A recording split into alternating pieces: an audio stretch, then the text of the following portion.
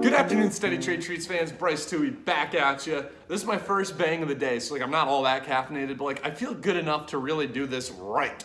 Let me take one more sip of this. Oh, that's good.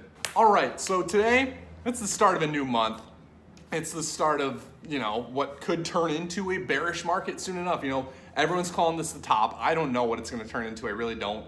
People have been saying the top of the market's in for way too long now. The penny stocks have been off the roof. So I'm looking at GME this morning. I'm kind of calling this, I'm looking at this as the euphoria index. What is GME doing? Is it gonna squeeze more? And right now it's holding the previous day's close, which is insane. And this is all pre-market, of course. So I'm gonna be watching this throughout the day, and I recommend you do too, to kind of just see where retail is. What is the average Wall Street bets trader looking at, right? Because if GME is holding up, if AMC is holding up, there's still buying going on. And I know, a lot of brokers do have this restricted, which is even more interesting. I think I saw that E-Trade might even be restricting it because brokers are worried about blowing up.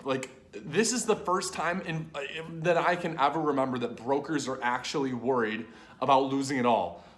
Because things like margin calls and them literally not having enough money to fund these kinds of moves. It's nuts, it's crazy, but it's possible. So keep these kinds of tickers on watch anyways, just to show you where the average Wall Street bets retail trader is, because they're the ones providing this volatility. Right now I think they're trying to squeeze silver. I could be wrong, but I think tickers like SLV and really anything that tracks silver and goes along with silver, they're trying to squeeze it. Basically, everything that I see so far is gapping up. And I want to look throughout the day. Don't try to go overboard today. Kind of try to identify this market trend. As silly as it sounds, the fact that it is a new month could very well change people's psychology. So I'm going to use today personally to just try to identify market trends. I have 10 or 15 tickers on my watch list that I'm going to be looking at throughout the day, but I don't want to go overly hard. And I would say that's the safest way to go about today, is to not go too hard. Because again, I know everyone compares this to the 99, 2000 .com bubble, but that changed in the snap of a finger. When that bubble popped, it was just done. It just slowed down. So I want to use today again to just see if things are going to heat up, if things are looking like they want to stay hot. Honestly, you go onto Reddit, check Wall Street Bets, look at what they're talking about, not to necessarily trade what they're trading, but to see if that hype is still there. I know Wall Street Bets is still growing like crazy.